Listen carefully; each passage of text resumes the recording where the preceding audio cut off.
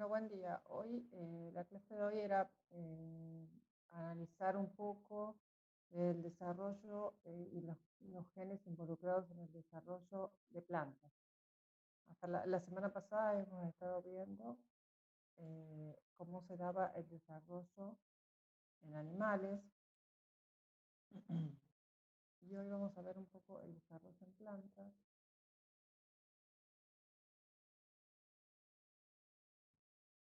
Después vamos a hacer una comparación y vamos a ir viendo las semejanzas y las similitudes entre los dos tipos de organismos. ¿Sí?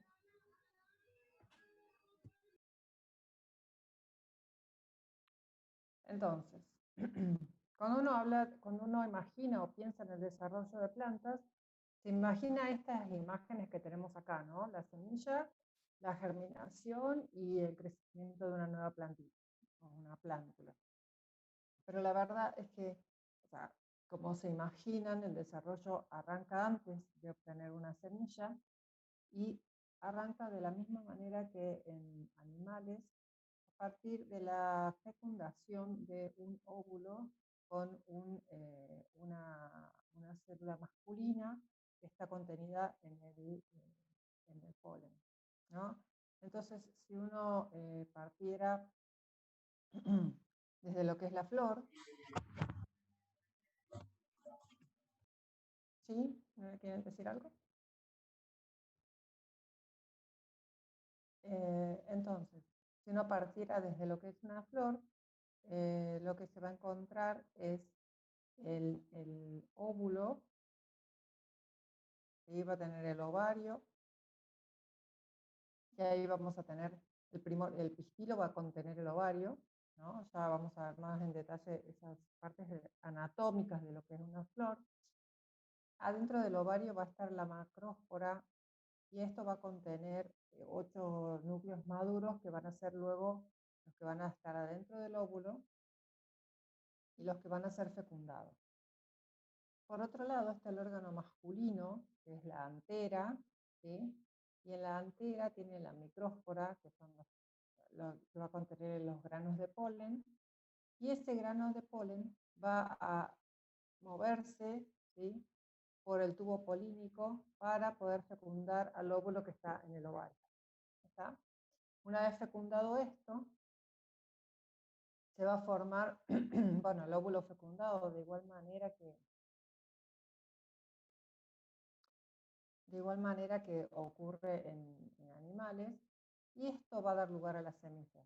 Es decir, que cuando uno mira la semilla, ya ocurrió toda esta parte de la fecundación. ¿Sí? Entonces, bueno, por supuesto, ya el camino desde la semilla hasta la flor ya lo conocemos, pero lo que es importante es que esta etapa también ocurre en las plantas. Y acá fíjense, tenemos unas imágenes de microscopía muy bonitas en donde vemos el ovario, ¿sí? Esta sería la parte del pistilo, esta parte marrón acá a la derecha de la fotografía. En el costado tenemos los ovarios, y en el centro, pintado de amarillo, los tubos polínicos, y acá en azul, ¿sí?, las anteras con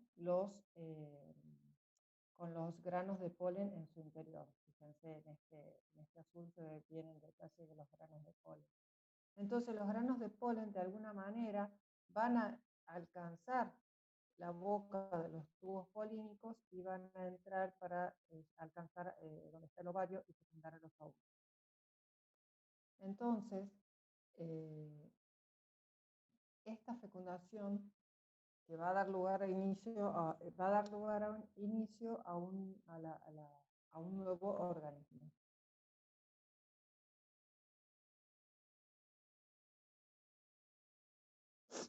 Por supuesto, intervienen los agentes polinizantes, ¿sí?, que son, por ejemplo, acá en esta imagen, y esto ya lo han visto muchas veces, pero ahora para centrarnos en lo que es la fecundación en una planta, los agentes polinizadores en plantas en donde en la misma flor están los dos órganos, ¿sí?, fácilmente trasladan de una a otra, Y lo mismo ocurre si la flor no tuviera los dos órganos, van a ir de flor en flor, como las abejas, las mariposas y otros insectos, llevando los granos de polen desde las anteras hacia los pistilos, ¿sí? Y así van a entrar por los tubos polínicos. Una vez que se formó el embrión adentro del ovario, digamos, una vez que se formó se fecundó el óvulo, lo que ocurre es un desarrollo de los embriones adentro de la flor. Y la primera etapa es bastante similar al clivaje animal, en donde lo que ocurría era un gran número de divisiones mitóticas, ¿sí? Divisiones celulares que permiten aumentar el tamaño del embrión. Y entonces lo que ocurre en plantas, que es un poco diferente, que tiene sus diferencias con el animal, es que acá las mitosis son simétricas y asimétricas. En los animales en general la mayoría son simétricas y lo que se redistribuye es el citoplasma del ovocito. Acá hay una distribución espacial. Fíjense, este es un embrión de una sola célula, ¿sí? Que se divide la primera vez así, la segunda vez así, así, así, y así finalmente se va elongando. ¿eh? Hay divisiones en diferentes planos y en diferentes lugares, de modo de llegar a esta forma que se le llama embrión en forma de corazón, que va a tener esta forma que si uno la mira puede pensar en que ya son dos hojas de la plántula, ¿sí? Entonces, una vez que suceden todas estas, eh, divisiones, el óvulo fecundado se transforma en la semilla. ¿Por qué? Porque yo tengo acá el embrión, fíjense que de esta forma, corazón, ¿sí? Siguen las divisiones, y en esta forma corazón yo ya voy a tener establecidos casi todos los tejidos de una planta. ¿Sí? Los que van a dar lugar a la raíz en la parte inferior, los que van a dar lugar a las hojas y al tallo en la parte superior.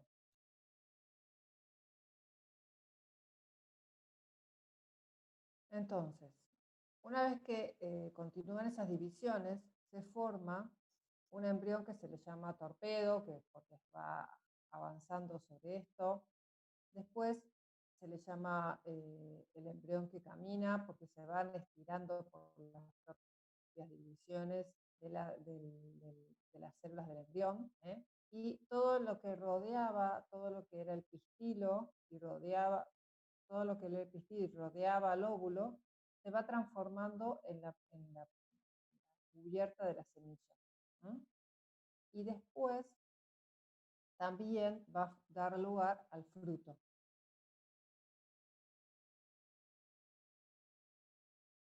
Se forman, por supuesto, los cotiledones, y ahora sí ya tenemos la semilla, que es un estado quiescente, que puede ser dispersado y que tiene la capacidad de sobrevivir fuera de la madre. Y eso es muy importante porque así se preserva la capacidad de sobrevivir de esa especie vegetal.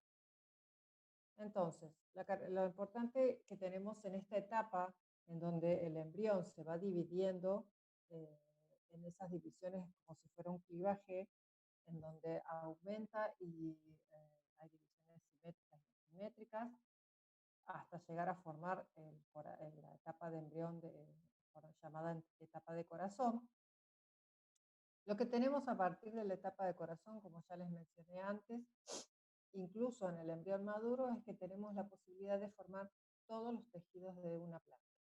Entonces, dentro del embrión maduro, y un poco ya se empieza a observar en la etapa de corazón, es que tenemos todas las partes para formar la raíz, ¿sí? Tenemos primordios de raíz, el hipocotilo, el epicotilo, que va a dar lugar a un tejido muy importante que ya lo vamos a mencionar más adelante, y los cotiledones, que van a dar lugar a las hojas. Entonces, si se acuerdan de todas las veces que hicieron germinación a lo largo de su vida en el colegio primario y tal vez en el secundario, cuando el poroto germina, entonces de adentro de la semilla sale ya casi como si estuviera una planta completamente formada, ¿no? Entonces salen las raíces, las hojitas y un tallo. Este desarrollo se llama desarrollo apical basal, ¿sí? Entonces apical sería la parte de arriba con el epicotilo y las hojas, y la parte de abajo sería la parte de la raíz. Entonces, se conocen genes que están involucrados en este desarrollo apical basal, que si bien se parece al desarrollo antero-posterior de los animales, el grupo de genes involucrados mm, es diferente. O sí, es diferente. ¿Está ¿Te bien? puedo hacer una pregunta, Marcela? Sí, sí, sí, claro. Entonces, pensando en, por ejemplo, células madre de plantas, o sea, ¿se pierde como la totipotencia ya en la primera división? No, no, ahora vamos a ver dónde quedan. No, no, no, no. Ah, ok, ok. Esa es una gran diferencia con los animales. Las plantas conservan totipotencia toda la vida. A pesar de que se diferencian tipo de forma asimétrica. Sí, a pesar de de la división asimétrica, conservan células madre toda la vida. Ahora lo Ok, vamos a ver. dale, gracias. Entonces, a través de distintos métodos de mutagénesis química con rayos X o con bacterias infectivas, se identificaron los genes que están involucrados en este desarrollo apical basal. Acá hay algunos mencionados, fíjense que Gurke coincide con el Gurke animal, ¿sí? Y tiene que ver con el desarrollo apical. Cuando no está Gurke, no hay desarrollo de hojas, ¿sí? Se inhibe todo el desarrollo apical. Cuando no está Fekel o genes que están relacionados con el desarrollo de la parte central de la planta, tenemos hojas y solo raíces, ¿sí? Cuando tenemos afectados genes que alteran el desarrollo basal, solo vemos hojas. Y cuando tenemos afectados genes que afectan el desarrollo terminal, solo vemos el tallo. Y acá sería como un corte transversal de lo que para que no crean que esto es solo grafiquitos. Ahora tenemos unas imágenes. Esta sería una plántula de Arabidopsis. ¿Se acuerdan que la semana pasada les mostré los organismos modelo para estudiar el desarrollo? Arabidopsis es el clásico para plantas. Entonces, Arabidopsis se crece en placas como si fueran placas de agar, se pueden generar las plántulas ahí, se puede hacer la germinación, etc. Entonces, uno ve la plántula de Arabidopsis wild type recién germinada y entonces se ven las hojitas, se ve el tallo y se ve la raíz. Si uno muta Gurke, dijimos que nos quedábamos solo con hojas, perdón, solo con el tallo y la raíz. Fíjense que tenemos esto. Si mutamos central, no teníamos tallo, y fíjense que de las hojas sale directamente lo que sería la raíz. Si mutamos basal, no tenemos raíz, fíjense que son hojas y tallo. Cuando mutamos terminal es solo tallo, bueno, un poco de hoja, ¿sí? Pero no hay raíz y no hay hojas completamente formadas como en las plantas wild. Entonces, estos genes eh, más bien, si uno los pudiera asociar o asimilar o comparar con los que los que vimos en el desarrollo animal, podemos pensar que son los genes de segmentación, de polaridad segmentada que veíamos en la mosca para el desarrollo antero-posterior. ¿Está? Como que van marcando segmentos. Pero no son genes homeóticos. El desarrollo apical basal en plantas no está dirigido por genes homeóticos. Los genes homeóticos existen en plantas y dirigen el desarrollo de otro órgano de la planta. Ahora lo vamos a ver. Y acá está lo que me preguntaba Miguel. ¿Dónde hay células madre? Entonces, las plantas, si uno tiene tan tempranamente las divisiones simétricas y asimétricas.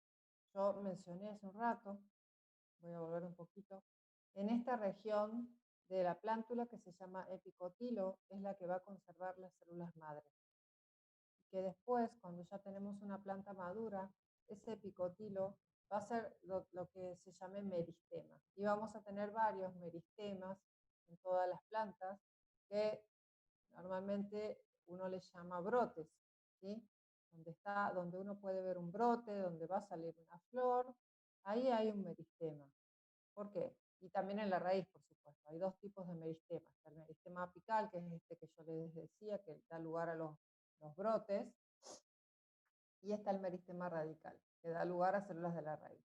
El meristema apical va a dar lugar a flores, hojas y tallos. Faltan hojas acá. ¿Cuáles son las características de un meristema? El meristema es el que tiene las células madre o similares a las células madre animales.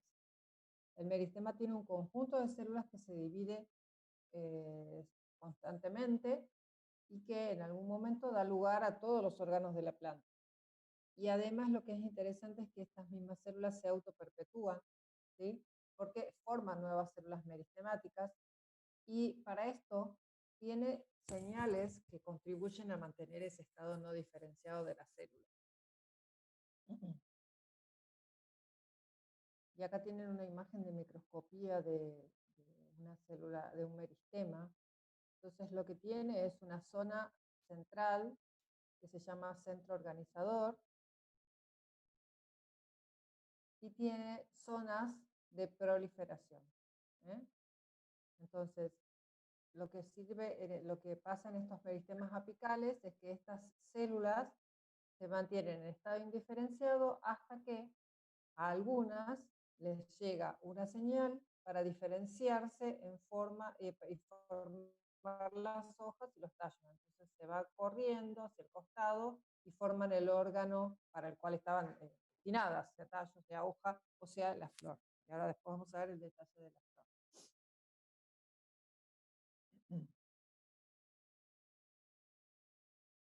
Entonces, fíjense, acá tenemos un esquema de lo que es un meristema. Tenemos la zona de las células madre, el centro organizador, la zona de proliferación, y por acá, hacia abajo, las zonas de diferenciación que van a dar lugar después acá por ejemplo, a una hoja. Todo este control de ese meristema, de que se mantengan las células en estado indiferenciado, de que algunas se diferencien y den lugar a los nuevos órganos, está controlado genéticamente por 3 genes principales: Bushel, Clavata y STM o Shoot Meristem-less, que forman unos loops de regulación entre ellos, ¿sí? Bushel controla a Clavata y a STM, Clavata controla negativamente a Bushel, STM controla positivamente a Bushel, y Clavata y STM están controlados negativamente entre sí. Entonces, lo que hace Bushel es mantener a las células en estado de indiferenciación. Clavata, por el contrario, reprime la división celular. Y STM los forma y mantiene el meristema. Ahora, ¿cómo es posible que se sepa exactamente cómo funciona cada uno de estos genes? De nuevo, gracias a una serie de mutantes que se generaron con estos genes, y entonces lo que tenemos es que cuando hacemos pérdida de función de genes meristemáticos, observamos diferentes fenotipos de acuerdo al gen que no haya mutado. Si se muta STM,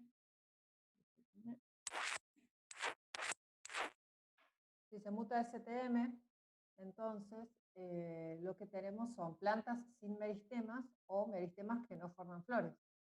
Por ahí habremos escuchado decir a la abuela o a la tía, o hemos visto plantas que no florecen. Bueno, uno podría decirle, es que tenés mutado STM, ¿no? Nos van a mirar con cara rara, pero bueno, eso podría ser una explicación. Entonces, ahora vamos a ver fotos de plantas en donde están mutadas estos genes, ¿sí? Entonces, si uno ve esto sería el esquema de un meristema wild type con su zona central, ¿sí? Si está mutado STM, esto desaparece. Si está mutado Bushel, son meristemas que terminan prematuramente y van a ser plantas que tienen un menor número de flores. Entonces, porque desaparece esta zona central.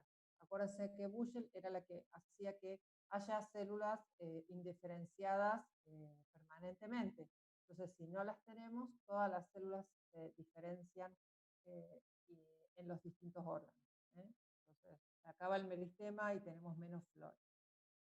Después, si tenemos mutado clavata, clavata reprimía la diferenciación celular. Entonces, toda esta zona va a generarse, va a hacerse mucho más grande la zona de división.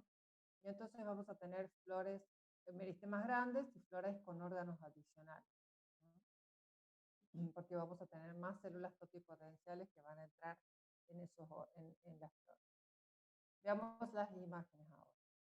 Entonces acá tenemos las plantas wild type, ¿sí? Este sería el meristema de una planta wild type, y así serían las flores. Las flores tienen 4 pétalos y 4 órganos de cada uno, después lo voy a repetir a esto. Cuando tenemos mutantes de Bushel, fíjense que tenemos la zona donde debería estar el meristema sin la región donde hay proliferación, no tenemos un órgano acá. Y las flores son más chiquitas, con menos órganos, etc.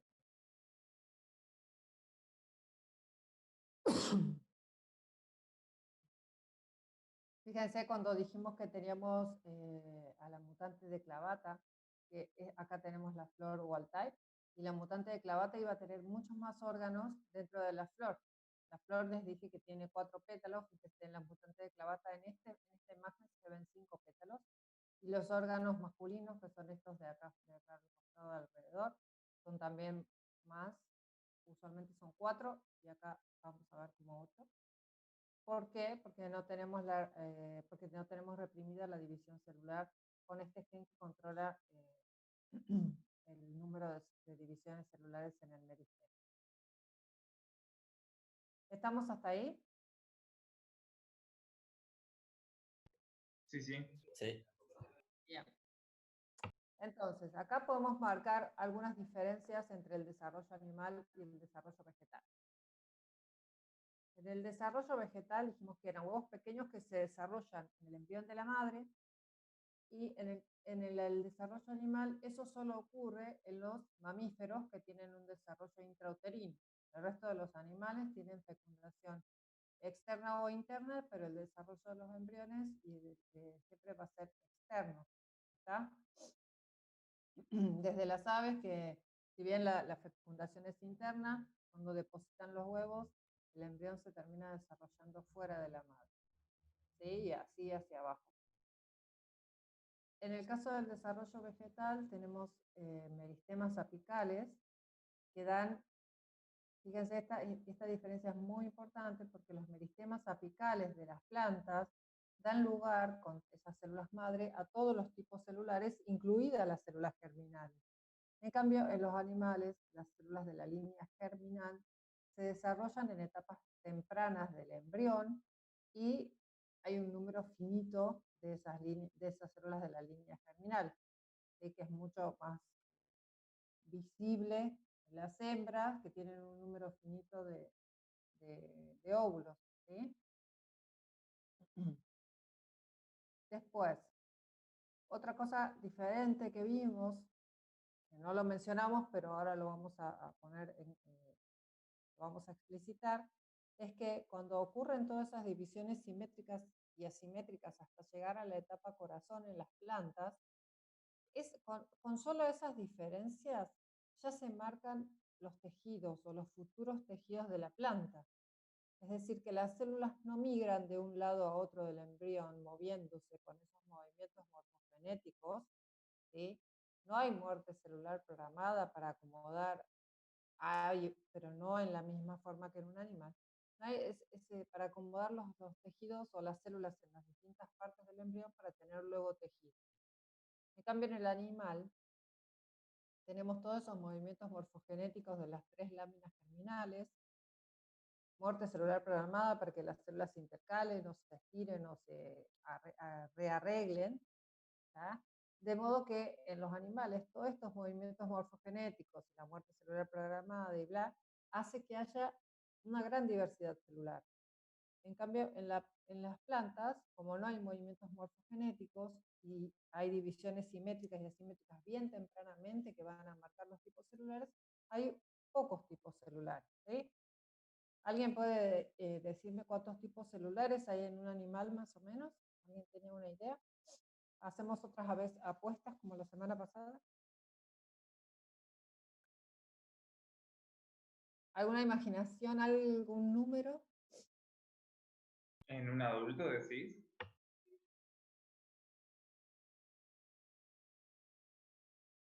100, 20, 1000.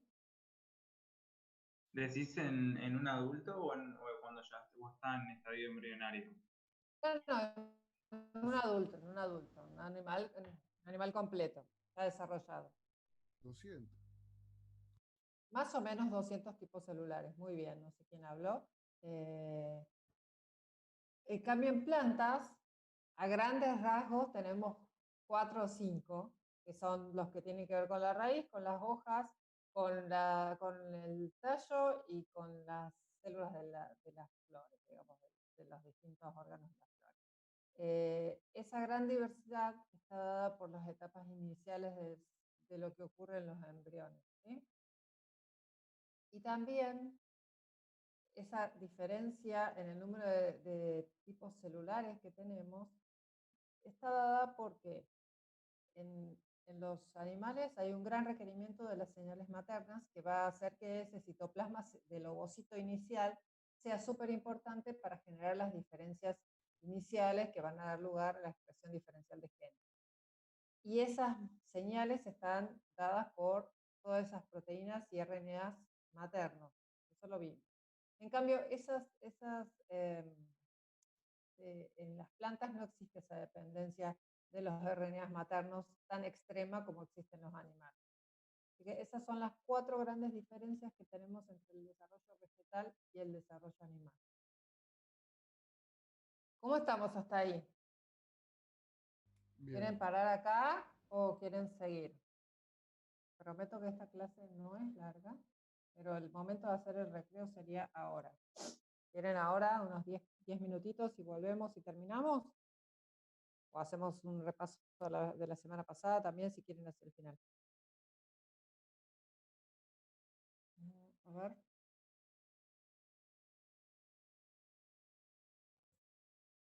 ¿Qué hacemos? Yo estoy para seguir, no sé los demás. Yo también, yo no tengo drama. Como vos prefieras, si querés hacer un descanso. Sí. Me da. Bueno, yo les propongo 10 minutos porque después la otra parte es como un poquito más larga, así están de nuevo fresquitos para escuchar, porque la otra parte ya es de genes homeóticos de plantas. ¿Sí? Dale, perfecto. Bueno, dale. Hasta las y 40 nos vemos. ¿Ah? Dale. Buenísimo. Dale.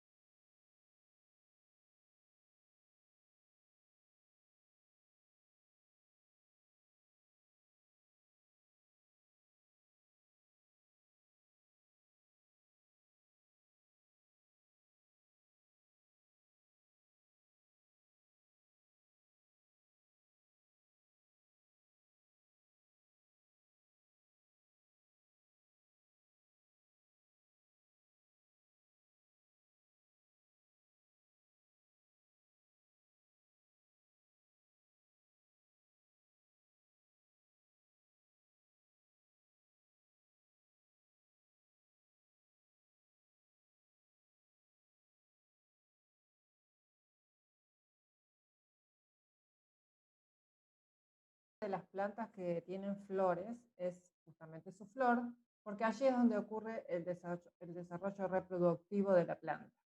¿Sí? Entonces, nosotros hablamos hace un ratito de la fertilización, esto da lugar al embrión, se forma la semilla, y la semilla puede permanecer en ese estado quiescente hasta el momento de la germinación. Entonces, una vez que se germina la planta, se forma o comienza todo el desarrollo vegetativo, que es, fíjense que uno normalmente cuando tiene una planta tiene que esperar un tiempo hasta que la planta florezca. Entonces lo que tenemos es el desarrollo vegetativo en donde la planta adquiere follaje, hojas, tallos, etcétera, etcétera, hasta que en algún momento esos meristemas apicales que están dando lugar al desarrollo vegetativo reciben la señal adecuada para entrar en desarrollo reproductivo y entonces se empiezan a formar las flores. Ahora vamos a ver entonces cuáles son esas señales y cómo se forman las flores.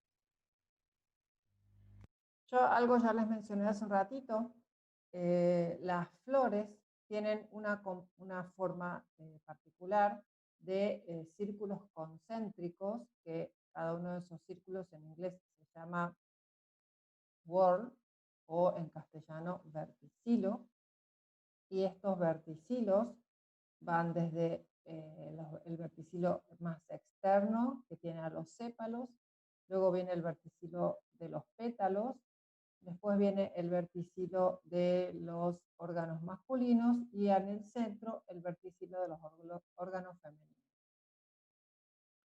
Entonces, si hablamos de órganos masculinos y órganos femeninos, ya podemos saber que el objetivo central de la formación de una flor es la reproducción de esa planta. ¿Está? Entonces, para que este objetivo se cumpla, estos órganos se tienen que formar correctamente, en el lugar correcto, en el momento correcto,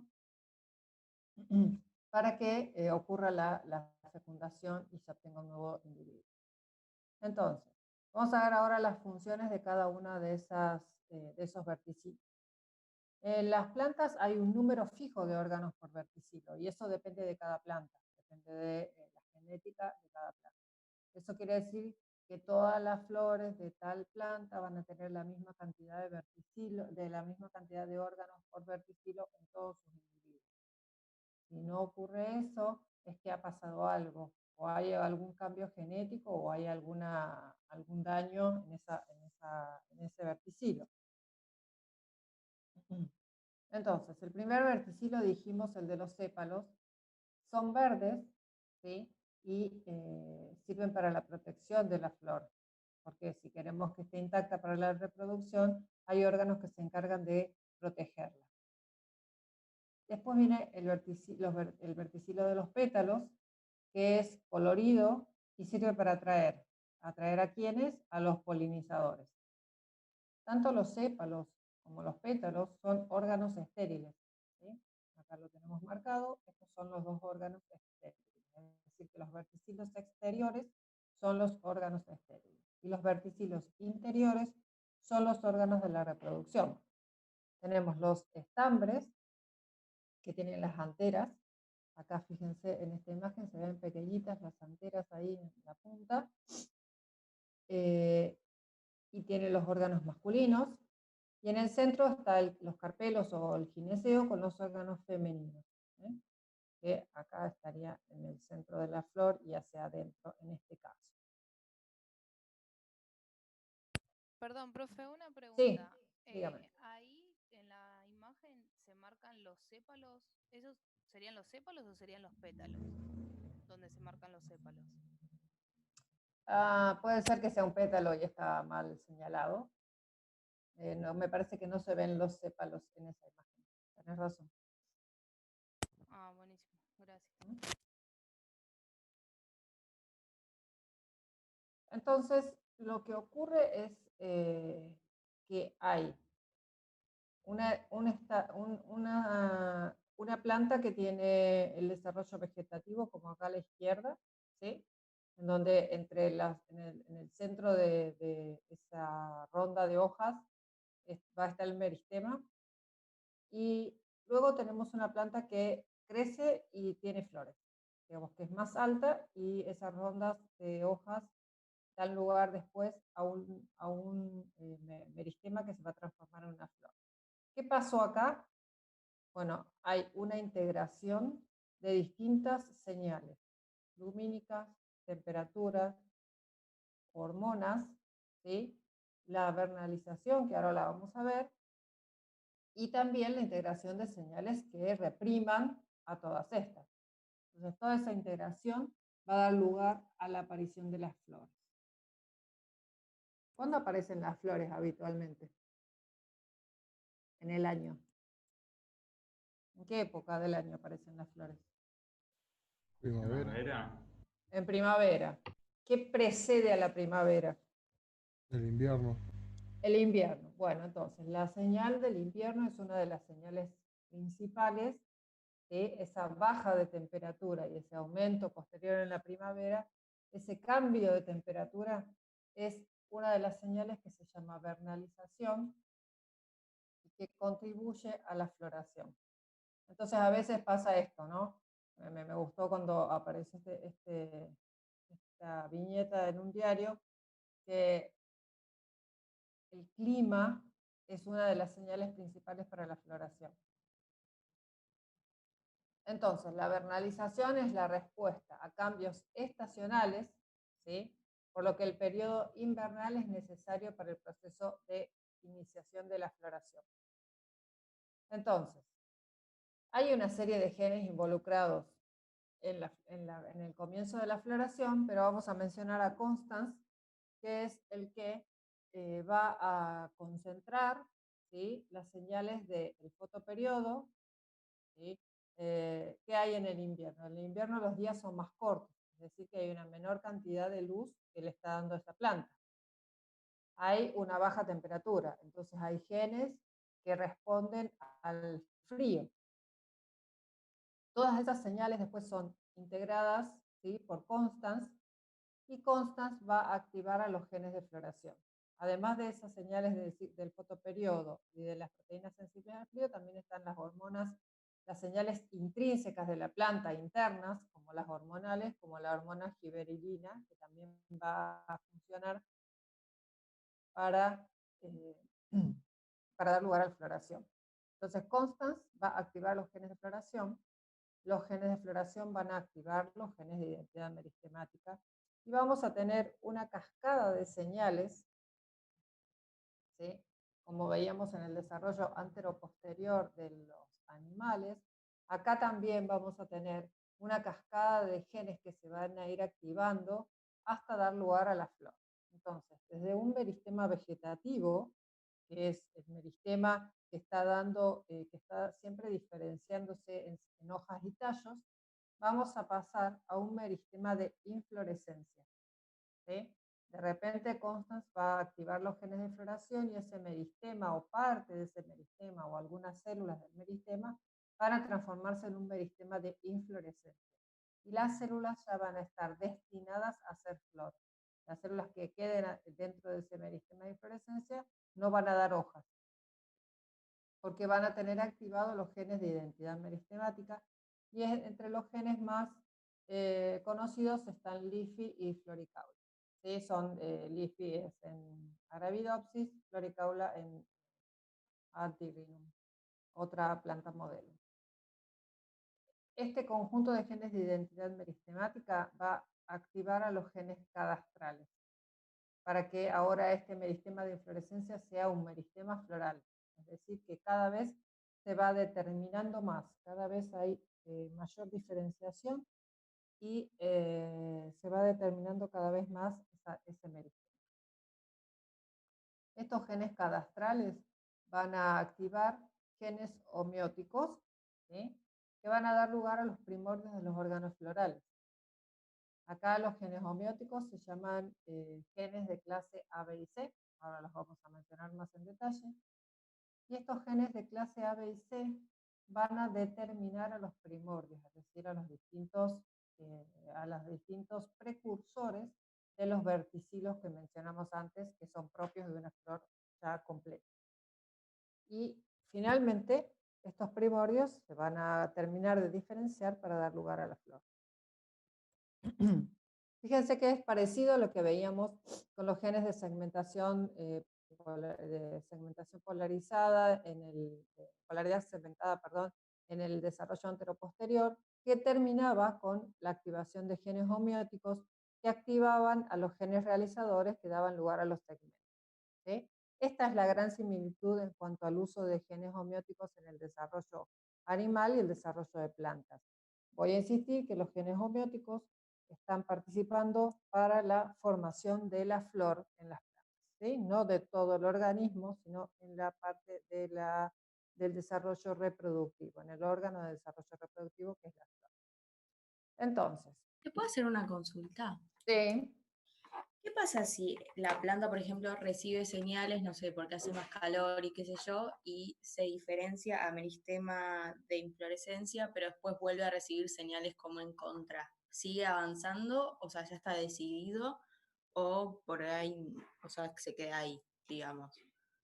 Y depende de cuán peso tenga una señal u otra.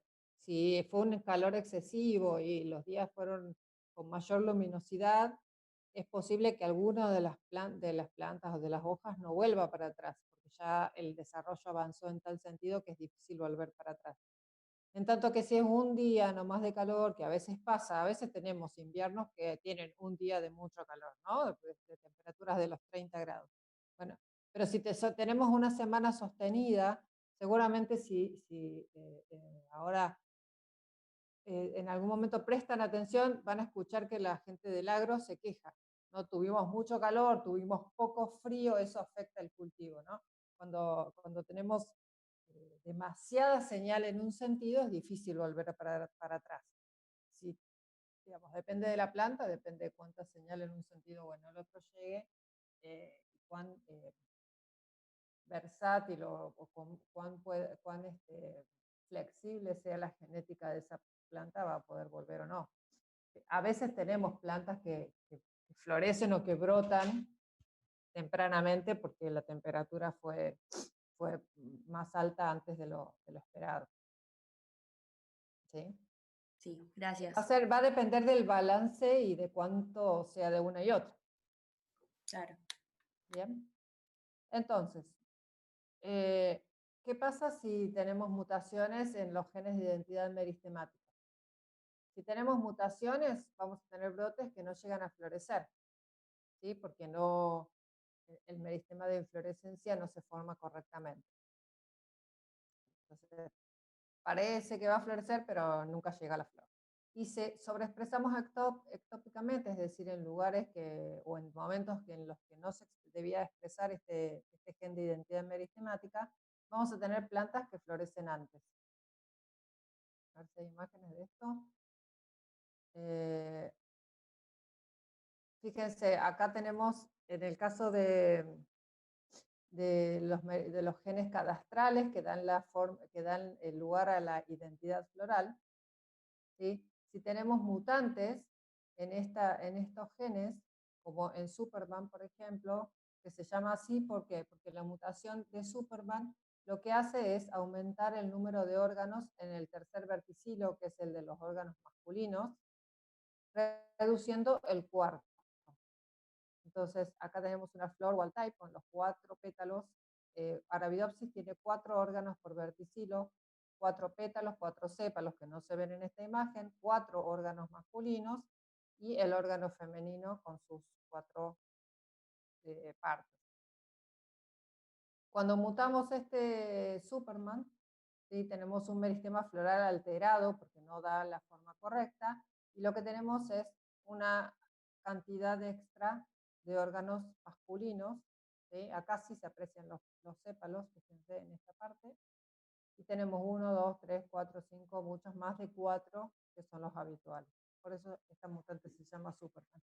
Es decir, que tenemos un meristema floral que no va a terminar en una flor normal porque tiene porque no tiene el cuarto verticilo completo.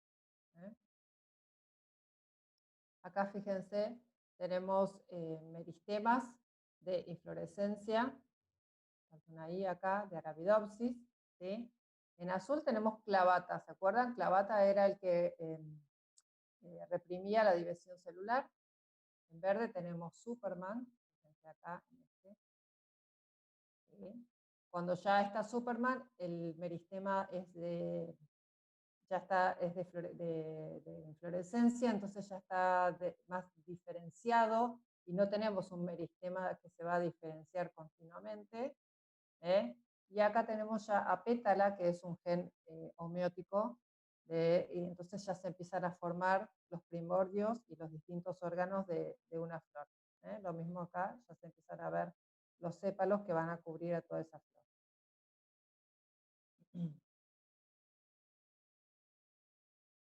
UFO no es un factor de transcripción, ¿sí? Pero controla la ubiquitinación, entonces va a permitir la degradación de proteínas que no sean necesarias para permitir la diferenciación hacia un sistema floral. Lo que es interesante es que los genes cadastrales van a interaccionar con los genes de fluorescencia para que toda esta cascada de señales vaya a ocurrir bien. Y luego teníamos el modelo ABC, que es el modelo de los genes homeóticos, ¿sí? Insisto que es un modelo, explica la formación de los verticilos, ¿sí? Y lo que habla es de que estos tres genes, perdón, estas tres clases de genes, hay varios genes A, varios genes B, varios genes C, entre ellos dirigen el desarrollo de los 4 verticilos de acuerdo a este esquema. Para los sépalos, la planta usa los genes de clase A. Para los pétalos, usa los genes de clase A y de clase B. ¿Sí? La superposición de la expresión entre genes de clase A y clase B va a dar la aparición de pétalos. Para el verticilo número 3 de estambres u órganos masculinos, es la superposición de los genes de clase C y de los genes de clase B. En tanto que para la formación de los carpelos, es decir, los órganos femeninos del cuarto verticilo y el central, se usan los genes de clase C. ¿Cómo se llegó a establecer este modelo de genes homeóticos de clase A, B y C? A partir de mutantes en flores, en plantas de Arabidopsis thaliana y de Antirrhinus majus. Entonces, con mutantes en cada uno de estos grupos, se determinó que se formaban los órganos de esta manera. Entonces, ahora vamos a ver qué pasa con las mutantes. La expresión de estos genes hace que se excluyan entre ellos, ¿sí? Entonces, acá está de otra manera esquematizado como qué órganos forma cada clase de gen homeótico. Clase A, sépalos y pétalos. Clase B, pétalos y estambres. Clase C, estambres y carpelos. Entonces, si nosotros juntamos genes de la clase A, tenemos solo estambres y carpelos, es decir, que la planta, ¿sí?, solo va a tener estambres y carpelos, porque estoy sacando toda esta parte. Si mutamos los genes de clase B, es decir, estoy sacando todo lo del centro, me quedan sépalos y carpelos. Está mal puesto acá, corríjanlo por favor. Y si mutamos los genes de clase C, no voy a tener órganos reproductores. Hay que corregir acá, por favor. Voy a tener solo los sépalos y pétalos, ¿sí? Acá es para corregir entonces en mutantes de clase B y mutantes de clase C. Vamos a ver algunas imágenes de cómo se ven estas mutantes. Entonces, acá tenemos mutantes de genes de la clase A. Si mutamos los genes de clase A, no deberíamos ver ni pétalos ni sépalos, y solo órganos reproductores. Fíjense, esta es la flor wild type, ¿sí?, con sus 4 pétalos. De nuevo los sépalos no se ven, y sí se ven los órganos reproductores. Y acá, fíjense, si mutamos este gen que se llama apétala 22, no vemos pétalos, ¿sí? Y menos sépalos. Y ahora es como que lo que iba a ser pétalo o sépalo está transformado en órgano masculino. ¿Mm? Y acá es la mutación de otro gen, en donde, que se llama pétalo 2.1, en donde lo que vemos son hojas y órganos que son intermediarios entre estambres y pétalos, que es más o menos lo que sería. Una pregunta que Sí. o sea, que tal vez me mareé o algo por el estilo. O sea, cuando se va a formar una flor, o sea, empieza el desarrollo floral, todo el Sí. meristema apical o sea, se destina a eso, es decir, no quedan más parte como que sea totipotente, no sé cómo decirlo, o sea, como que esté ligada al desarrollo de una hoja, por ejemplo. O sea, Sí, sí, sí. Sí queda, por supuesto. Fíjense acá en este esquema. ujú, La parte rosada es donde están las células en constante diferenciación, división, en constante división. ¿Sí? Y estas zonas grises hacia abajo se llaman de diferenciación. Creo que acá. ¿Sí? Estas sí. zonas zonas de proliferación y diferenciación, las células se van corriendo y acá se forma el órgano nuevo. Esta parte del meristema sigue estando. Ah, ok. Solamente que ahora las señales te indican que el órgano a formar es una flor. Exacto. En otras circunstancias será una hoja. Exacto. Y el Ok, mismo meristema después puede seguir dando hojas o puede seguir dando más flores. dale. Perfecto, gracias. Y si no, las células pluripotentes o totipotentes de la planta nunca se pierden. Salvo que uno le corte todo el meristema, pero no es el único meristema. No tienen un solo meristema las plantas, sobre todo plantas grandes. Una planta como Arabidopsis, por ahí sí, porque es una plantita chiquita. Pero en plantas grandes no es el único meristema que tiene. Entonces, a ver si podemos imaginar que estamos mutando un gen homeótico. ¿Qué pasaba cuando mutábamos un gen homeótico en animales? ¿Qué tipo de estructuras veíamos?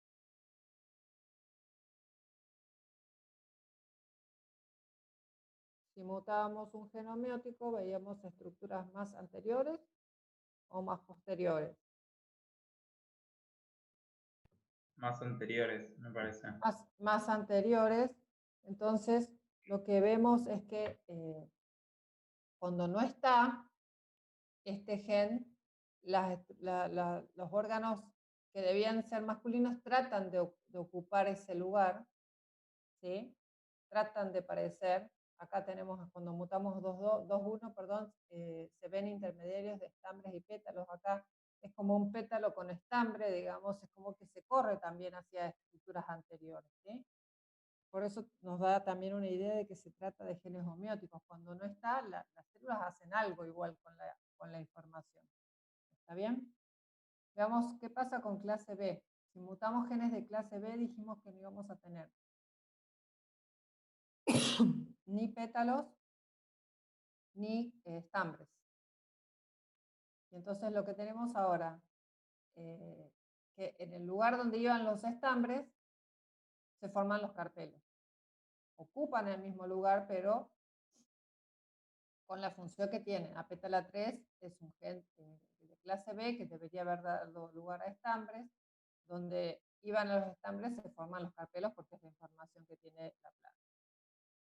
Y ahora veamos qué pasa cuando mutamos genes de clase C. Genes de clase C eran los que formaban estambres y carpelos. Si no están, estas estructuras están reemplazadas por más pétalos. Entonces, en lugar de tener solo 4 pétalos, ahora tenemos una planta en donde todos los órganos son pétalos. ¿Sí? Este gen se llama ágamos. Cuando está mutado, no hay órganos de reproducción y en su lugar se forman pétalos. ¿Estamos? Entonces, fíjense en esta imagen. Dijimos que cuando no están los genes homeóticos, aparecen como hojas. De hecho, si uno mira los pétalos, son como hojas modificadas. ¿Sí?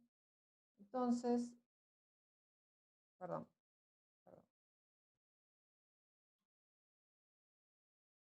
Entonces, toda esta genética viene a confirmar una teoría propuesta por Goethe en 1790, que propuso que las flores en verdad son hojas modificadas.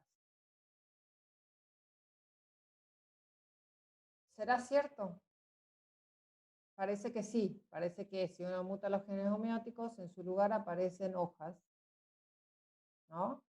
Y si mutamos los tres, por ejemplo, uno de clase A, uno de clase B y uno de clase C, ahora lo que tenemos es todo hojas, ¿sí? Formando los verticilos, pero solamente con características de hojas. No hay pétalos de colores y no hay órganos masculinos y femeninos.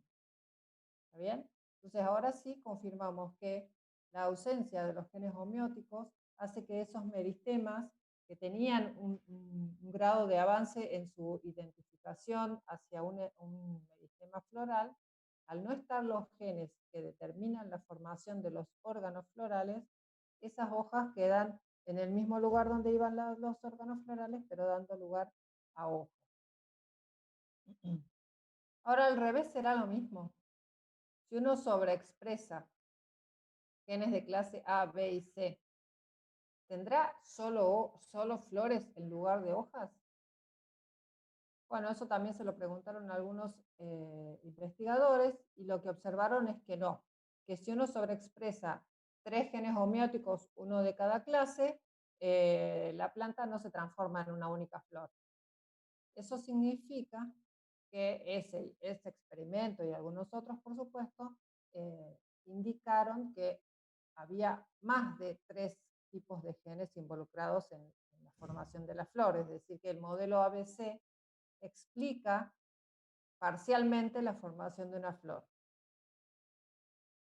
Entonces, lo que encontraron fue un cuarto grupo de genes C-palata, ahora lo van a ver escrito, que si uno sobreexpresa algún gen C-palata más los genes homeóticos, ahora sí tenemos que toda la planta es una flor. Fíjense, esta es la planta wild type, y acá en cada una de estas imágenes se ha expresado, en cada una de esas plantas se ha expresado un gen C-palata más 3 genes homeóticos, uno de cada clase. Entonces, fíjense, ahora toda la planta es una flor. Y lo mismo en estos dos, que son 2 genes C-palata más 3 genes homeóticos, uno de cada clase. ¿Se entendió hasta ahí? Entonces, acá lo que vemos es que el primordio de los órganos florales está dado por los genes homeóticos más los genes C-palata. ¿Estamos? Entonces, Sí. el esquema este esquema, a este esquema le tenemos que sumar entonces el control también de los genes C-palata. Y así el desarrollo de flores está dado por los genes los genes homeóticos de clase A, B y C, más los genes C-palata. ¿Estamos? Entonces, para definir los genes homeóticos en plantas, los genes homeóticos en animales, habíamos dicho que eran factores de transcripción. En el caso de los genes homeóticos de plantas también, pero pero no están formando complejos, no tienen el homeobox. ¿Se acuerdan? El homeobox era aquella secuencia consenso de 180 nucleótidos que veíamos en todos los genes homeóticos, ¿sí? Y que forma esa alfa hélice de unión al ADN. Algunos genes homeóticos tienen ese matchbox y otros no. Algunos tienen similitudes, esos matchbox que se comparten entre distintos genes homeóticos, pero un gen homeótico puede no tener ese matchbox en plantas. Ese matchbox forma alfa hélices y es similar al homeodominio, es decir, a la secuencia en proteínas, ¿sí? Pero no tiene homología. ¿Está bien? Entonces, yo ahora quisiera cambiar a las definiciones que teníamos la vez pasada. Tendría que ver la misma.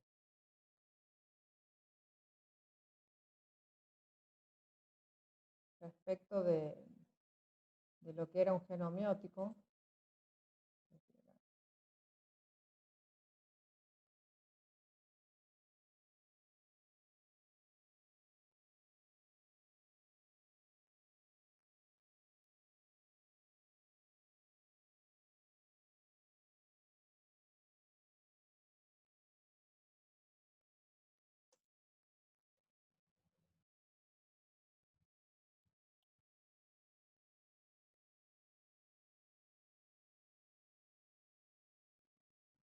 ¿Se acuerdan que la vez pasada habíamos hablado de genes homeóticos en cuanto a esto? En cuanto a su definición biológica y a su definición bioquímica. En la definición biológica hablamos de que un gen homeótico especificaba un segmento a lo largo de un eje embrionario, activando a genes realizadores. Pero lo que hacía especificar un segmento.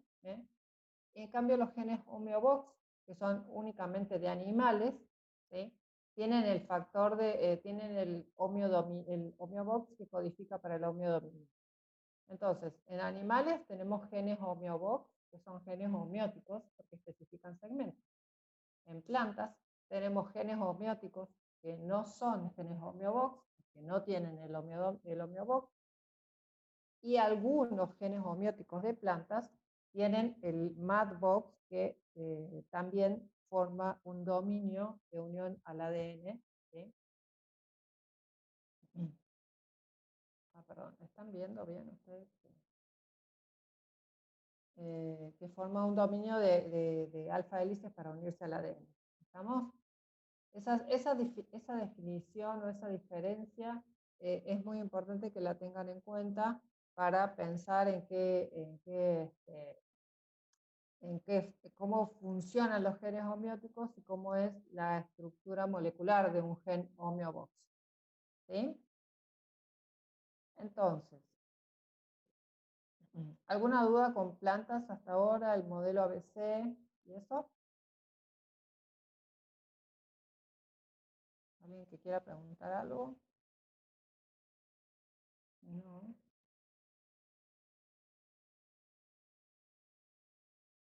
¿Yael?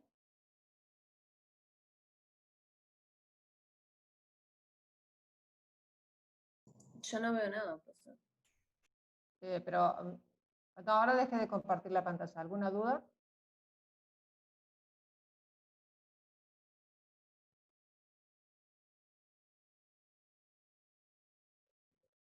¿Alguien tiene alguna duda?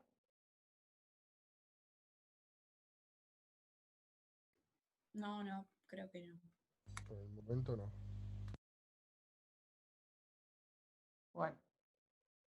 Entonces, para resumir un poco, la semana pasada hablamos de distintas etapas que tenían que ver con el desarrollo animal. ¿Sí?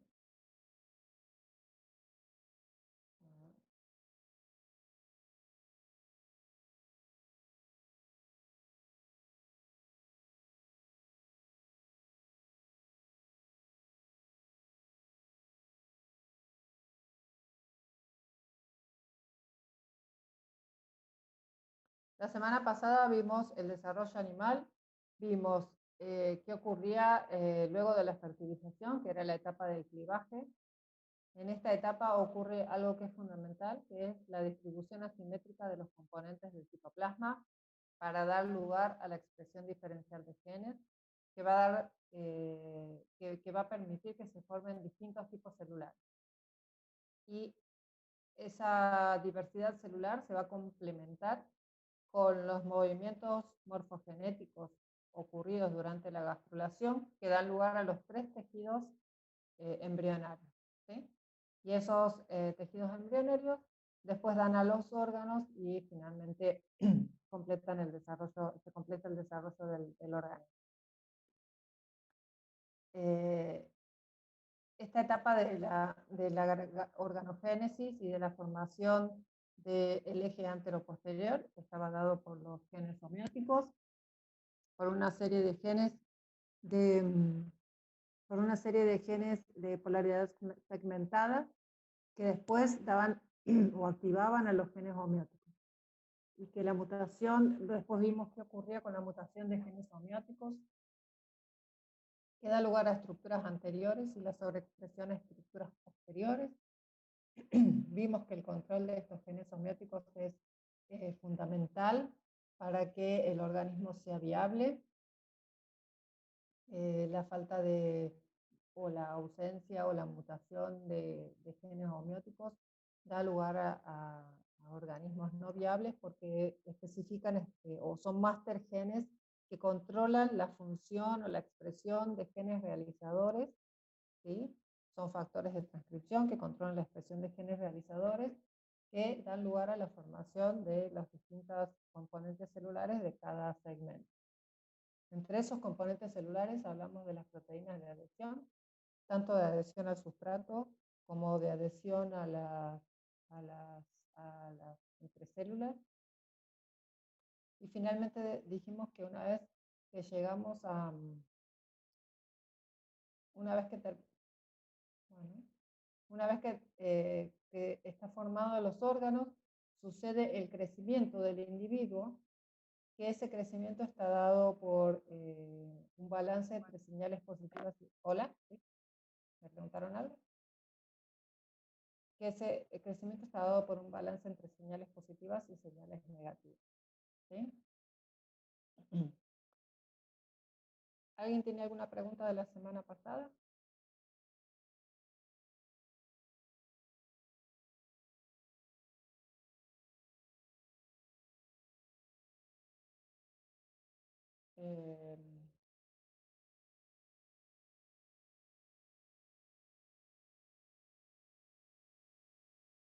Y hoy vimos qué ocurría con con las plantas y el desarrollo desde el embrión también. Vimos qué diferencias hay con los animales y vimos cómo funcionan los genes homeóticos en plantas que controlan exclusivamente el desarrollo de la flor. ¿Estamos? Para el parcial todavía no lo tengo definido porque no sé cómo hicieron el primer parcial. ¿Lo hicieron por más campos? Sí. Sí. Bien. Fueron preguntas, sí. Yo te quería hacer una pregunta ¿Fueron preguntas respecto a... de opción múltiple? Algunas Sí. opciones múltiples, otras a completar. Igual no sé Bien. porque como que no sé, Susana no le gustó mucho, creo, porque tuvo como problemas con la corrección y eso, pero bueno, no sé en qué quedó eso. Creo que el práctico va a ser por mail o algo así, ¿no? Tengo una pregunta respecto Bien. a Sí. bibliografía de esto. O sea, ¿recomendás algo en particular o de cada tema depende, digamos? ¿Y cómo lo que pasa es que no están pudiendo acceder a la biblioteca, ¿no? Claro, no. Pero bueno, Eh, casi todos se sí. pueden conseguir en PDF. Sí, bueno, porque el libro que yo suelo usar, ahora se los voy a dar. Pueden usar Gilbert, que tiene una parte de embriología. Esa parte de embriología no tiene tanto de molecular, pero está bien. Y el otro, me fue el título, pero ya se los voy a pasar por mail. Y tengo algunos artículos que pueden leer o para profundizar un poco más. Los Te lo libros los pongo. tenés en PDF. No tengo los libros en PDF. Ok.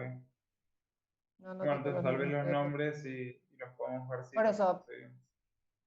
a ver si los consiguen, pero yo no los tengo.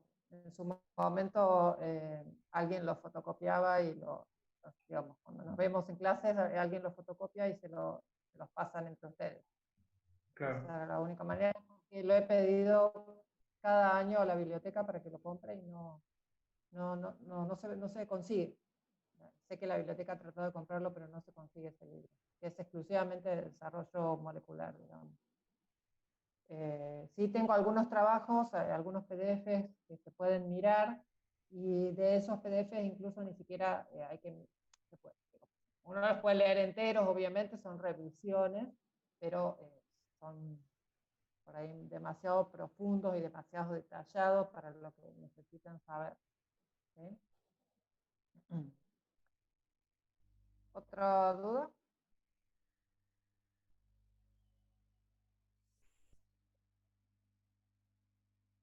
¿Estamos hasta ahí? ¿Tienen fecha para el parcial? No. No. Bueno. Tengo tiempo para hacerlo entonces todavía. Bueno. Bueno, si no tienen dudas, sí, dígame. No, creo que tentativo como julio, la primera semana, por cómo Sí, se pasó sí, todo, sí. entonces, eso. Sí, calculo que fin de junio, principio de julio. Bueno, mi correo electrónico, ¿lo tienen? O deberíamos pensar por ahí, este es el último teórico, si no me equivoco. Deberíamos pensar por ahí, a lo mejor, si tienen alguna duda, el martes que viene a las 10 de la mañana, o el otro martes más cerca del parcial, a las 10 de la mañana, por ahí tener alguna clase de consulta, si les parece útil. Sí, estaría bueno. Estaría buenísimo. Bueno, perfecto. Entonces, hoy es 16, en 2 semanas sería martes 30. Si no estamos muy encima del parcial, bueno, si no ponemos un día antes, el viernes, por ahí a lo mejor. En función de la fecha del parcial, les armo una clase de consulta como con 4 días de anticipación, ¿les parece? Dale, sí, porque el martes que viene estamos con ¿Sí? un parcial de físico-química, así que... Bueno, muy bien. Sí, el práctico de esta materia la tenemos el sábado 27. Eso hacemos.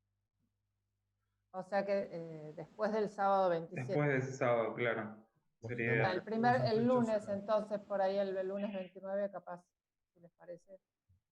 No sé cuándo va a poner la fecha Susana. Por eso. Ok. Para que no se queden sin la clase de consulta. ¿Sí? Y les voy a subir, entonces, voy a tratar de conseguir ahora los papers para subírselos por ahí por Más Campus. 2 papers nada más. Uno que sea referido a plantas, uno que sea referido a animales, como para que tengan un poquito más de lectura. ¿Sí? Y los textos que podrían llegar a buscar. ¿Estamos? Sí. Bueno. Dale. Gracias. Hasta luego. Chao. Gracias a vos, nos vemos. Gracias, profe. Gracias. Nos vemos. Chao.